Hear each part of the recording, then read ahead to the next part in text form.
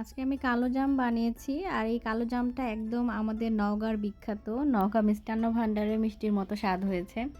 তো জাপানে আসার পর হঠাৎ আমার খুবই মিষ্টি খেতে ইচ্ছা হচ্ছিল। ২-৩ বার আমি দোকান থেকে কিনে খেয়েছি, কিন্তু এদেরটা আসলে বাংলাদেশী সেই স্বাদটা নাই বা আমাদের নওগাঁর সেই মিষ্টির স্বাদ নাই।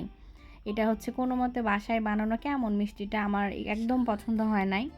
তো আমি ভাবলাম যে বাসায় বানিয়ে দেখি আমি পারি কিনা। প্রথমে একবার বানিয়েছিলাম, তখন হয়েছিল। দ্বিতীয়বার খুব একটা ভালো হয়নি। এটা আমার থার্ড টাইম ট্রাই।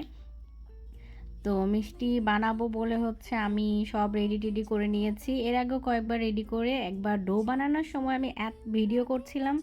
ভিডিও করতে, করতে পরে হচ্ছে ডো আমি কিভাবে বানাইছি আমার আর খেয়াল নাই। পরের মিষ্টি বানানোর সময় সব মিষ্টি আমার গলে গেছিলো। তো এইবার আমি চিন্তা করছি যে আমি ডো বানাবো, কোনো ভিডিও করব না, কিচ্ছু করব না। একদম মন দিয়ে ডোটা বানাবো ভিডিও ছাড়া। এই জন্য এবার আর ভিডিও করিনি ডোয়ের।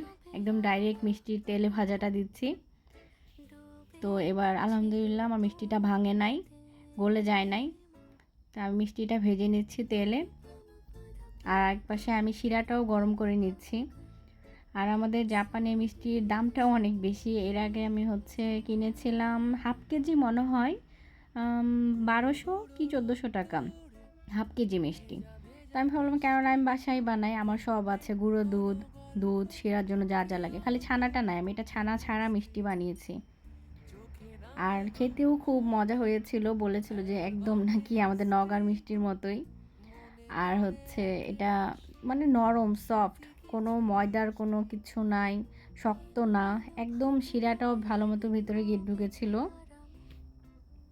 তা আমি দেখছিলাম যে এটা মিষ্টিগুলো ঠিক মতো শিরা যাচ্ছে নাকি। আমার হাজব্যান্ড তো বলেছিল যে আমি নাকি এটা বালিশ মিষ্টি বানাইছি। আসলে মিষ্টির সাইজগুলো একটু বড় বড় হয়ে গেছে। আমি আসলে বুঝতে পারি নাই যে কতটুকু সাইজ করলে এটা কতখানি ফুলে উঠবে। তো বেশি ফুলে গেছিলো, সমস্যা নাই।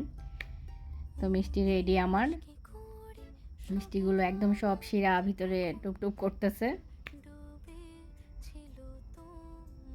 তো এখন খাওয়ার পালা। কিছুক্ষণ এভাবে রেখে দিয়েছিলাম ঠান্ডা হওয়ার জন্য।